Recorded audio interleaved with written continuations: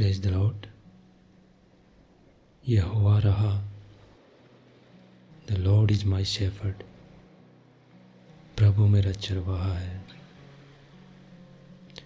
दोस्तों, स्वागत है आपका हमारे इस यूट्यूब चैनल और पॉडकास्ट चैनल पे, जहाँ पर फिर से हम प्रभु की चरवाई के लिए तैयार हैं। दोस्तों, यहाँ पे आपको एक सत्य वचन सुनने को मिलेगा जिसकी अभी इस दुनिया में बहुत घटी है, क्योंकि वचन कहता है कि अंत समय में लोग वचन को ढूंढेंगे लेकिन वो उसे नहीं पाएंगे। क्योंकि दोस्तों, वचन तो बहुत है और हर कोई आज वचन का प्रचार कर रहा है, लेकिन एक सत्य वचन मिलना बड़ा कठिन है। हर कोई अपने विचार उसमें मिला रहा है और अपने अनुसार जैसा संभव हो उसके उसमें मिलावट कर रहा है। और आज का हमारा विषय है मिलावट या मिक्सिंग। दोस्तों, इस विषय के हम 4 या 5 भाग करेंगे, क्योंकि एक भाग काफ़ी लंबा हो जाता है और आज का मनुष्य ज़्यादा लंबा सुनने का आदी नहीं है। तो हम इसको 4-5 भागों में लेंगे, और अगर आप लगातार लंबा भी सुन सकते हैं तो आगे हम देखेंगे कि एक एपिसोड भी इसका बनाया जा सकता है। इस तरह का कोई दूसरा अगर हम लेके आते हैं तो आज हम आरंभ करते हैं। दोस्तों, प्रभु यीशु मसीह के प्यारे नाम में उसका धन्यवाद करते हुए, उसके चरणों में जाते हुए, क्योंकि वही हमारा खुदा पिता और वही हमारा जीवन का स्रोत है, और वही तमाम अपने विचारों को यहाँ पर रखें। मैं नहीं चाहता कि मेरा या किसी मनुष्य का विचार हमारे मध्य हो।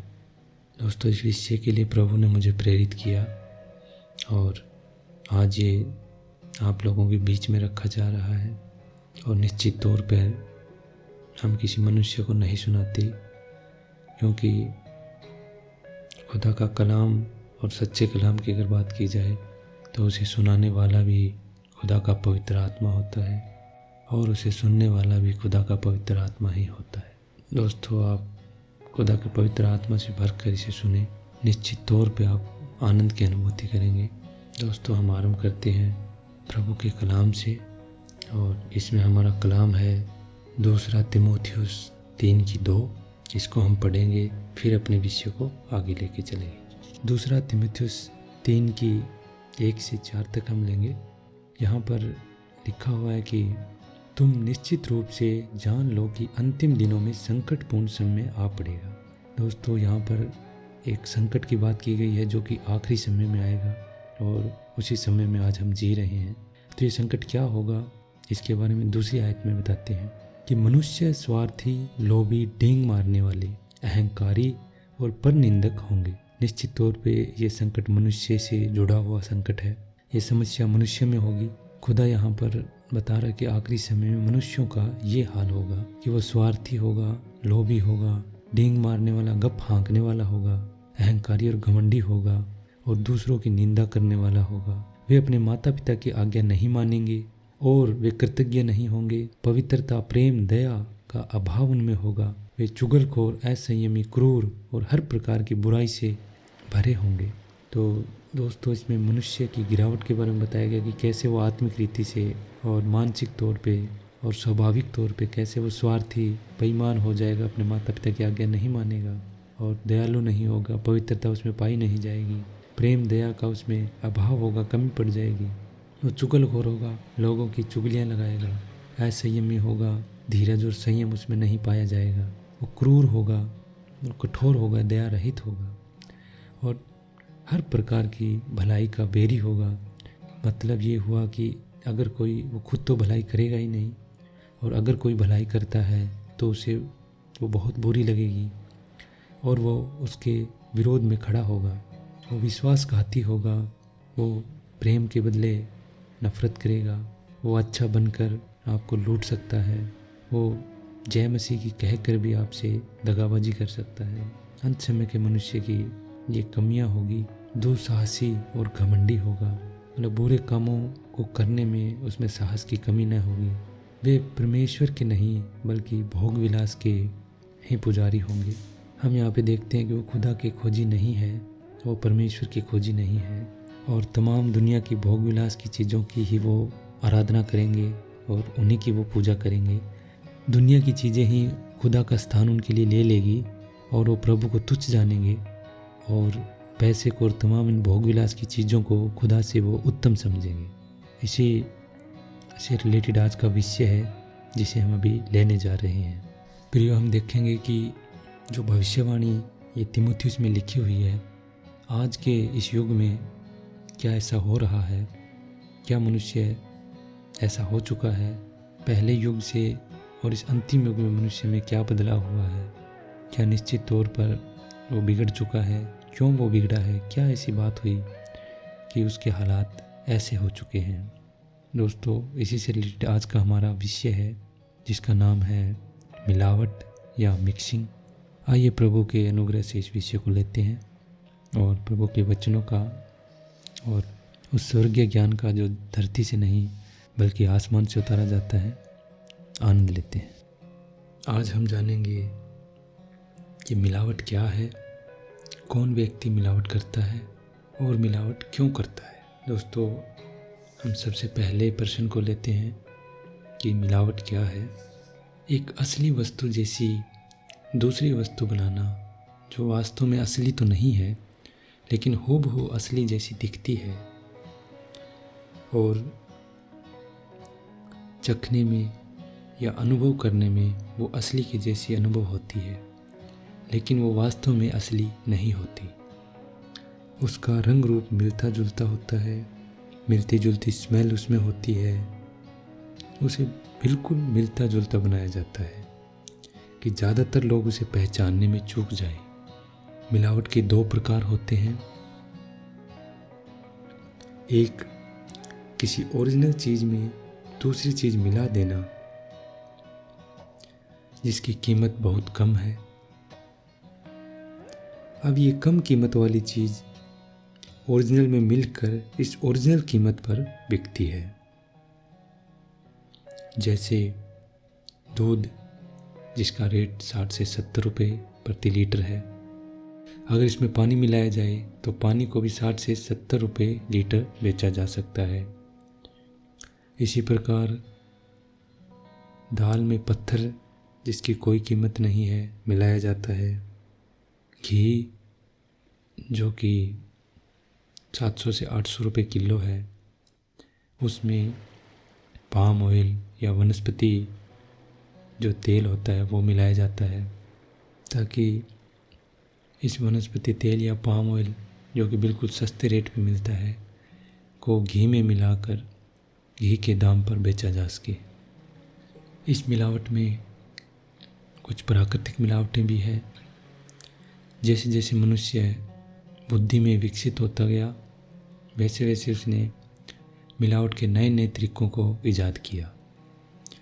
हम देखते हैं कि हवा, पानी, धरती, तमाम चीज़ों में, तमाम पर्यावरण में उसने मिलावट कर दी। आरंभिक काल में जब खुदा ने सृष्टि की रचना करी तो इस सृष्टि को पवित्र और शुद्ध बनाया गया था। अगर वैज्ञानिक तौर पे देखा जाए तो आरंभिक युगों में इस धरती पर ऑक्सीजन बहुत ज़्यादा थी। उस समय पेड़ पौधे और जीव जंतु का आकार भी बड़ा था क्योंकि उसे उन जीव जंतुओं को ज़्यादा ऑक्सीजन लेने को मिलती थी। लेकिन जैसे जैसे मनुष्य ने बौद्धिक तौर पे विकास किया तो उसने तेल, पेट्रोल, खनिज तथा कोयला, तमाम चीज़ों को जो खुदा ने धरती में दफनाया था उसको अपनी बुद्धि के जोर पर बाहर निकाल लिया।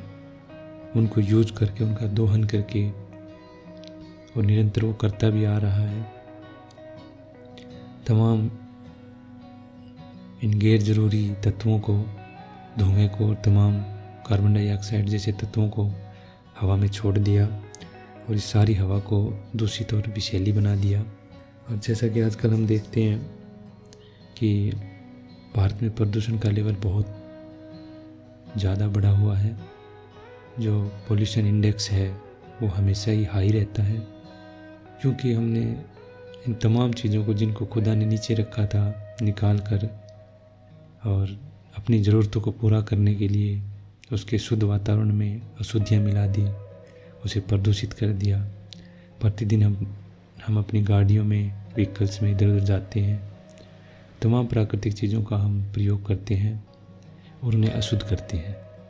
हवा के बाद अगर प्राकृतिक स्रोत में पानी की बात की जाए तो पहले नदियाँ इतनी शुद्ध और पवित्र थी और उनमें साफ पानी बहता था, लेकिन आज के समय में अगर आप नदियों के हाल देखें तो वो पॉलीथीन से, तमाम गैर ज़रूरी कूड़े से भरी पड़ी है। आधे से ज़्यादा नदियाँ कूड़ादान बन चुकी है। तमाम धार्मिक तौर पे या औद्योगिक तौर पे या अपने ज़रूरत के लिए हम नदियों का दोहन कर रहे हैं। और जैसे हम दिल्ली एनसीआर की यमुना नदी को देखते हैं तो उसमें ब्लैक कलर का पानी बहता है, जबकि वो पानी ब्लैक कलर का नहीं है। उसमें जो मिलावट है, तमाम डिटर्जेंट और सफाई में यूज करने वाले केमिकल्स उसमें मिले हुए हैं। और तमाम जो बड़ी बड़ी फैक्ट्रियां हैं वो अपना जो भी बेकार केमिकल होता है बचा हुआ, वो सारा उसमें रिलीज़ करते हैं। और आप उसमें देखोगे झाग का बहुत बड़ा गुबार बना होता है। ये अशुद्धियाँ ही है जो मनुष्य ने अपनी ज़रूरतों को पूरा करने के लिए खुदा की बनाई हुई सृष्टि में मिला दी। फिर ये दूसरे प्रकार की मिलावट में हम देखते हैं किसी ओरिजिनल वस्तु में मिलावट न करके हूबहू ओरिजिनल दिखने वाली एक दूसरी डुप्लीकेट या नकली वस्तु को बनाना। इसमें ओरिजिनल के जैसी ही वस्तु बनाई जाती है, वह नेचुरल तरीके से नहीं बनी होती, लेकिन इस वस्तु को मनुष्य अपनी बुद्धि की क्षमता से बनाता है, जो देखने में और चखने में और सूंघने में या तमाम दूसरे मापदंडों पे ओरिजिनल के जैसी ही होती है, लेकिन इसके गुण बिल्कुल भी ओरिजिनल के जैसे नहीं होते। जैसे कि हम उदाहरण के तौर पे ले लेते हैं नकली दूध। हमने ऊपर बात करी कि लोग अपने स्वार्थ के लिए दूध में पानी मिलाते हैं और उस मिले हुए को भी दूध की कीमत पर बेचते हैं। अब मनुष्य ने बुद्धिक तौर पे और तरक्की करी और आत्मिक तौर पे और गिरावट करी, और उस गिरावट को देखते हुए हमें पता लगता है कि वो कैसे नरक में उतरता जा रहा है। और जैसा कि हमने दूसरा तीमुथियुस 3:2 में पढ़ा कि मनुष्य आत्मिक रीति से, जो आज का मनुष्य है वो पूरी रीति से गिरा हुआ है। उसमें उसका आत्मिक स्तर बिल्कुल निम्नतम क्षेत्र में पहुंच चुका है। यहाँ पर अब मनुष्य मिलावट करने में नहीं बल्कि चीज़ों को नकली बनाने तक पहुंच चुका है। वो केमिकल्स मिलाकर नकली दूध बना सकता है, वो नकली अंडे बना सकता है, वो नकली पनीर बना सकता है। कुछ केमिकल्स को मिलाकर वो पनीर बना देगा जो चखने में और तमाम चीज़ों में बता ही नहीं सकते आप कि वो नकली है। उसे जांचना परखना बड़ा कठिन है। इस तरह की चीज़ें अब मनुष्य बनाता जा रहा है क्योंकि वो नकली हो चुका है, उसका जीवन नकली है। और जो खुदा ने सच्चा मार्ग बताया था उसे छोड़कर वो एक नकली मार्ग पे चल पड़ा है। इसीलिए वो तमाम नकली कार्य कर रहा है, तमाम मिलावटी कार्य कर रहा है, क्योंकि उसके जीवन में मिलावट पाई जाती है। जो कार्य खुदा ने बताया था उसने उसे त्याग दिया है, जो मार्ग खुदा ने बताया था उसे भी उसने त्याग दिया है। इसीलिए दूसरा तीमुथियुस 3:2 में हम देखते हैं कि कैसे अंतिम दिनों में मनुष्य का हाल होगा और कैसा उसका स्वभाव होगा, कैसा उसका आत्मिक स्तर होगा, ये हमने पढ़ा। अब दोस्तों, हम घरों में एक पौधा लगाते हैं, इंटीरियर प्लांट्स होते हैं कुछ जो हमारे घर का वातावरण साफ करने का काम करते हैं, उन्हें हम अपने पॉट्स में लगाते हैं। लेकिन दोस्तों, आज के समय में एक और मिलावट चली हुई है हम मार्केट में जाते हैं तो हमें आर्टिफिशियल पौधे मिलते हैं जो प्लास्टिक के होते हैं, रबड़ के बने होते हैं। आर्टिफिशियल घास मिलती है। बेचने वाला जन कहता है कि अरे भाई साहब, ये आर्टिफिशियल पौधे ले जाओ, देखिए इनको पानी भी नहीं डालना, इनका रख रखाव भी नहीं करना, और कितने सुंदर भी लगते हैं। और वास्तविकता में वो देखने में बिल्कुल असली के जैसे लगते हैं, सुंदर भी लगते हैं।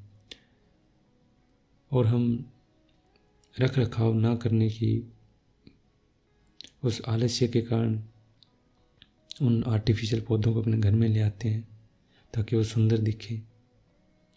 लेकिन हम इन बातों को भूल जाते हैं कि जो वस्तु हमने खुदा से प्राप्त करी है उसका मुकाबला कोई भी मनुष्य की बनाई हुई वस्तु नहीं कर सकती, क्योंकि मनुष्य की बनाई हुई हर एक वस्तु में कमियां पाई जाती है, त्रुटियां पाई जाती है। लेकिन खुदा जो चीज़ हमें बना कर देता है वो संपूर्ण सिद्ध चीज़ होती है, उसमें कमी और त्रुटि नहीं पाई जाती। अब तक खुदा ने जो भी वस्तु बनाई वो कमियों से रहित बनाई, उनमें किसी भी वस्तु में त्रुटि नहीं है। वो संपूर्ण और सिद्ध खुदा है और उसकी तमाम चीज़ें भी संपूर्ण और सिद्ध है। जब हम ये आर्टिफिशियल चीज़ें अपने घर में लेके आते हैं, देखने में सुंदर लगती है, हमारा घर हरा भरा दिखता है, लेकिन हमें ये नहीं पता कि वो किसी तरह का हमारे एयर को प्यूरिफाई नहीं करेगा, किसी तरह का वातावरण वो शुद्ध नहीं कर रहा। और अगर हम एक ओरिजिनल पौधे को लगाते, सुबह शाम उसका रख रखाव करते, तो वो हमारे घर के वातावरण को भी शुद्ध करता, हमें कुछ ऑक्सीजन बना के देता जो कि हमारे फेफड़ों के लिए अच्छी होती। खुदा ने हर एक चीज़ अच्छी बनाई है, लेकिन मनुष्य उसकी अच्छी चीज़ों को छोड़कर खुद की बनाई हुई बेकार चीज़ों के पीछे भागता है। तो दोस्तों, यहाँ पर हमने मिलावट के दो प्रकार देखे। पहला कि एक ओरिजिनल चीज़ में वो किसी डुप्लीकेट चीज़ को मिला देता है, और दूसरा कि वो बिल्कुल ओरिजिनल के जैसी ही एक दूसरी वस्तु बनाता है जो दिखने में और तमाम उसके हाव भाव में वो असली के जैसी होती है, लेकिन उसके गुण बिल्कुल भी असली के जैसे नहीं होते, क्योंकि वो प्राकृतिक नहीं बल्कि मनुष्य के द्वारा बनाई हुई चीज़ होती है। अब दोस्तों, मिलावट चाहे बाहरी वस्तुओं की हो या आत्मिकता की, दोनों ही मिलावटें आज उच्चतम स्तर पर है। इस पॉडकास्ट में हम जानेंगे कि कैसे मनुष्य आंतरिक मिलावट से आरंभ होकर इस बाहरी मिलावट में डूब गया। दोस्तों, आज के समय 99% लोग यही मिलावटी जीवन जी रहे हैं। इससे कोई फर्क नहीं पड़ता कि वो कौन से समुदाय से संबंध रखता है, वो अपने आप को मसीह कहता है या वो आपको जय मसीह की कहता है, या वो किसी दूसरे संप्रदाय से संबंध रखता है, या वो किसी दूसरे धर्म से संबंध रखता है। इससे कोई फर्क नहीं पड़ता। एक्चुअल में बात ये है कि तमाम मनुष्य जाति इस मिलावट की शिकार हो चुकी है और वो एक मिलावटी जीवन ही जी रहे हैं। दोस्तों, हम दूसरे प्रश्न की तरफ चलते हैं कि मिलावट कौन करता है। दोस्तों, जो व्यक्ति सेल्फिश है, जो केवल अपना भला चाहता है,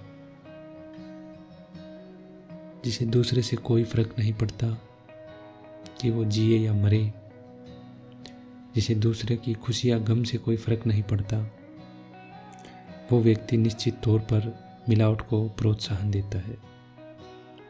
जो व्यक्ति लालची है, उसे अपनी महत्वाकांक्षाएं दूसरों से बढ़ के लगती है। जो केवल अपने लिए जीवन जीता है, वो इन चीज़ों को प्रोत्साहन देता है। जो व्यक्ति पैसों में मन लगाए हुए है, जिसे बहुत सारा पैसा चाहिए ताकि वो उस बहुत सारे पैसे को अपने भोग विलास में, अपने ज़रूरत की चीज़ों में, अपने ऐश व आराम में प्रयोग कर सके। वो चाहता है कि वो अच्छे से अच्छे वस्त्र पहने, अच्छे से अच्छी गाड़ी उसके पास हो, अच्छे से अच्छा घर उसके पास हो, तमाम ऐश व आराम की चीज़ें उसके पास हो, ताकि वह दूसरों को दिखा सके, ताकि वो अपना स्टैंडर्ड दूसरों को दिखा सके, अपना लेवल दूसरों को दिखा सके। उस मनुष्य का ध्यान इन्हीं वस्तुओं पर होता है। वो मनुष्य भी दोस्तों मिलावट को प्रोत्साहन देता है।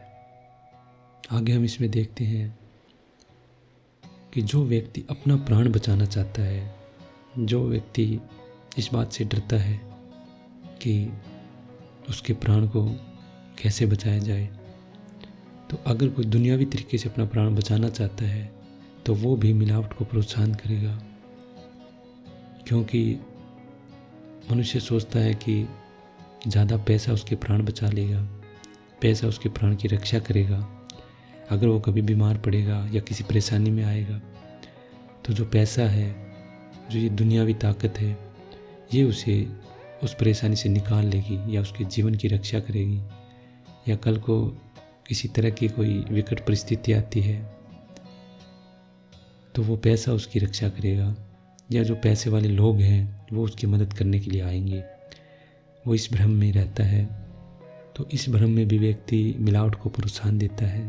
आगे हम देखते हैं कि जिस व्यक्ति का मन इसी दुनिया में लगा हुआ है, उसे लगता है कि इस दुनिया को छोड़कर और कुछ भी नहीं है, हमें यहीं पे मरना है, यहीं पे जीना है, कुछ भी करो कोई पूछने वाला नहीं, किसी भी चीज़ का कोई लेखा जोखा नहीं है,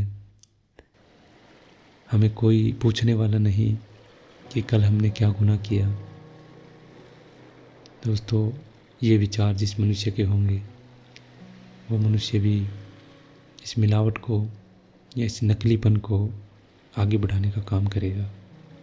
आगे प्रियो, जो व्यक्ति मानता है कि दूसरी कोई दुनिया नहीं होती, इस संसार को छोड़कर दूसरा कोई संसार नहीं, कोई न्याय नहीं, या जो मानता है कि खुदा नाम की कोई चीज़ नहीं होती, वो व्यक्ति बेखटके और निश्चित तौर पर उस मिलावट के काम में लिप्त होगा। और जो व्यक्ति खुदा को जानता तो है लेकिन उसे तुच्छ जानता है, उसे बहुत छोटा जानता है, उसके जीवन में खुदा की जगह बिल्कुल छोटी सी है, वो व्यक्ति भी निश्चित तौर पे इस मिलावट के काम में सम्मिलित होगा। क्योंकि जो व्यक्ति खुदा को तुच्छ जानता है, निश्चित तौर पे वो खुदा का भय भी नहीं मानता होगा, और जिसे खुदा का भय नहीं, वो व्यक्ति कैसे एक सही मार्ग पे चल सकता है। अब हम जानेंगे कि मिलावट क्यों की जाती है। प्रियो, मिलावट इसलिए की जाती है कि मिलावट करने वाला चाहता है कि आप किसी भी नकली वस्तु को असली समझकर प्रयोग करें। दोस्तों, हम जानते हैं कि नकली वस्तु कोई लेना पसंद नहीं करेगा। हर किसी को एक शुद्ध और असली वस्तु ही चाहिए, और एक ओरिजिनल चीज़ को ये मनुष्य यूज करना चाहता है। अगर आपको पता लगे कि जो वस्तु आप खरीद रहे हैं वो नकली या मिलावटी है, तो निश्चित तौर पे आप उसे कभी नहीं लेंगे। आप साफ उसी समय उसे लेने के लिए मना कर देंगे। अगर आप किसी दुकान पे कोई भी खाने पीने की चीज़ लेने के लिए जाएं और दुकानदार आपको कहे कि मेरे पास असली वाली तो भी ख़त्म हो चुकी है और ये मिलावटी या नकली पड़ी है, आप ये ले जाओ, आप उसे साफ मना कर देंगे। लेकिन अगर वो कुछ कहे बगैर आपको कहे ये देखो जी ओरिजिनल है और बहुत अच्छी है, और आपको दे, तो शायद आप उसे ले आएंगे। तो हमेशा ही एक नकली वस्तु को असली कहकर दिया जाता है, क्योंकि नकली कोई नहीं लेना चाहता। और जो ये लोग दुनियावी चीज़ों में फंसे हुए हैं और जो कैटेगरियाँ ऊपर हमने चर्चा करी, ये लोग भी नकली वस्तु देना तो पसंद करते हैं लेकिन लेना बिल्कुल भी पसंद नहीं करते। इन्हें भी असली चीज़ चाहिए। इन्हें भी अपने भौतिक जीवन में तमाम ओरिजिनल वस्तुएं चाहिए, लेकिन ये अपने लालच के कारण दूसरों को ओरिजिनल नहीं देना चाहते। दोस्तों, मनुष्य नकली वस्तु नहीं लेना चाहता, इसीलिए उसे नकली वस्तु देने के लिए उसमें दूसरी कोई घटिया वस्तु मिलाई जाती है और फिर उसे असली कह के दिया जाता है और मनुष्य उसे खुशी खुशी स्वीकार कर लेता है, क्योंकि उसे ज्ञात ही नहीं होता कि वो असली के भरोसे नकली चीज़ें यूज कर रहा है और उनका शिकार हो रहा है। वो नकली वस्तुएं खा रहा है, वो नकली वस्तुएं पहन रहा है या वो नकली वस्तुएं प्रयोग कर रहा है। हमने ये जाना कि नकली वस्तु कोई लेना पसंद नहीं करता, तो ये नकली वस्तुएं समाज में कैसे चल रही है?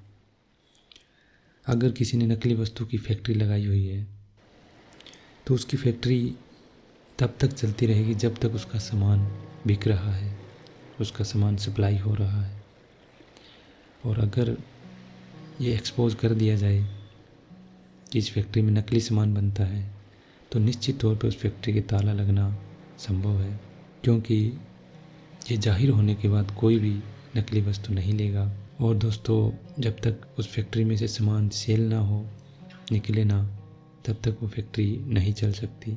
उसी तरह जो सप्लायर होते हैं, जो नकली वस्तु सप्लाई करते हैं, उन्हें भी इस बात का पता होता है कि ये तमाम मिलावटी और नकली वस्तुएं हैं, लेकिन वो क्यों उसको सेल करता है, उसके पीछे उसका एक बड़ा प्रॉफिट होता है, जो कि एक ओरिजिनल वस्तु को देने में नहीं मिलता। अगर आप किसी ब्रांडेड प्रोडक्ट को सेल करते हैं तो उसमें मार्जिन बिल्कुल ही कम होता है, लेकिन वहीं पर अगर आप मिलावटी या नकली सामान बेचते हैं तो उसमें आपको मार्जिन बहुत ज़्यादा मिलता है, बहुत ज़्यादा प्रॉफिट मिलता है। तो जो दुनिया के लालच में डूबे हुए हैं वो ज़्यादा प्रॉफिट के लिए नकली चीज़ों को सप्लाई करने के लिए तैयार होते हैं। उसी तरह प्रियो, जबकि ये दुनियावी उदाहरण हमने रखा, इसके पीछे हमारा मेन मकसद है कि उस खुदा के पवित्र कलाम को कैसे लोगों ने मिलावट में तब्दील कर दिया, उस खुदा के सच्चे इंसान को जिसको खुदा ने आदम और हवा करके एदन की वाटिका में बनाया था, आज वो दूसरा तीमुथियुस 3:2 में किस हालात में पहुंच चुका है। वो खुदा का भय नहीं मानता और वो घमंडी है, डींग मार, अहंकारी और अपने माता पिता की आज्ञा नहीं मानने वाला। वो ऐसा क्यों हो गया? दोस्तों, जिसमें एक लंबा समय लगा है और एक बहुत बड़ी मिलावट का हाथ है। आज मनुष्य मिलावटी और नकली होता जा रहा है क्योंकि उसे बड़े प्रॉफिट की लालसा है। आज के समय में ज़्यादातर खुदा के नाम से नकली प्रचारक खड़े हो चुके हैं। कोई भी प्रचारक ये नहीं कहता कि मैं नकली हूँ, वो कहता है मैं सच्चा प्रचारक हूँ। लेकिन प्रियो, एक बड़े प्रॉफिट के लालच में, एक बड़ी इनकम के लालच में, दुनियावी ऐश और आराम प्राप्त करने के लिए एक अच्छी गाड़ी, एक अच्छा बंगला, अच्छे स्कूल में उसके बच्चे पढ़े, अच्छे कपड़े वो पहने, एक लग्जरी लाइफ वो जी सके, इन तमाम लालच में और शैतान की फैक्ट्री में बना हुआ मिलावटी वचन उस ओरिजिनल खुदा के कलाम में मिलाया जाता है और फिर आपको ओरिजिनल कह के वो परोसा जाता है और आप इसीलिए उसे ले लेते हैं कि आप मानते हैं कि वो ओरिजिनल है। प्रियो, अगर आप निरंतर इस चैनल पर बने रहते हैं तो आप जान पाएंगे कि सच्चा कलाम क्या है। यहाँ पर किसी तरह के मनुष्य का कोई विचार नहीं रखा जाएगा। हमें किसी तरह का कोई लालच या किसी तरह का कोई लेन देन से मतलब नहीं है। हमें आपसे कुछ भी नहीं चाहिए। प्रियो, खुदा के कलाम की कोई कीमत नहीं है। ये बेशकीमती है, अनमोल है। प्रभु ने कहा कि तुम्हें सेंतमेंत दिया गया है, इसे सेंतमेंत बांटो। दोस्तों, ये कलाम बिल्कुल सेंतमेंत मिला है और सेंतमेंत ही आप में बांटा जाएगा। इसके लिए आपको कोई कॉस्ट पे नहीं करनी, कोई कीमत अदा नहीं करनी। केवल आपको खुदा के राज्य का वारिस बनना है, खुदा के मार्ग पर चलना है और अपना जीवन खुदा को देना है। यही सबसे बड़ा इनाम खुदा के इस बच्चे के लिए है और खुदा के लिए है, और उसके प्रतिफल में आपके लिए भी है। प्रभु आप सबको आशीष दे। प्रियो, इस विषय को हम 4 से 5 भागों में लेंगे। पहले भाग में हमने जाना कि मिलावट क्या होती है, कौन लोग इसे करते हैं और क्यों मिलावट फैलाई जा रही है। और हमने जाना कि कैसे हमने तमाम इस सृष्टि को मिलावटी बना दिया, कैसे मनुष्य मिलावटी है और हमारे चारों तरफ की हर एक चीज़ को मनुष्य ने मिलावटी कर दिया। अगले भाग में हम जानेंगे कि इस मिलावट का आरंभ कैसे हुआ, इस मिलावट की उत्पत्ति कहाँ से हुई और कैसे हम इस मिलावट से बच सकते हैं। तमाम विषयों पर हम बातचीत करेंगे। प्रभु के कलाम से हम इन तमाम चीज़ों को रखेंगे, क्योंकि यहाँ पर मनुष्य का कोई विचार नहीं रखा जाता, क्योंकि मनुष्य की हर एक बात झूठी और खुदा का हर एक कलाम, हर एक वचन सच्चा है। तो हमें उसके वचन पे विश्वास है और खुदा का आत्मा ही हमें इन तमाम चीज़ों को लेकर आगे बढ़ने में मदद करेगा। आप सब के लिए प्रभु से मैं खैरियत बरकत मांगता हूँ। आप सब पर प्रभु की आशीष हो, प्रभु की दया हो और उसकी सत्यता को, उसकी सच्चाई को जल्द ही प्रकट रूप में आप देख पाएँ। खुदा आप सबको बरकत दे। प्रभु यीशु मसीह के प्यारे नाम में सबको शालोम, सबको जय मसीह की, सबको प्रेज द लॉर्ड।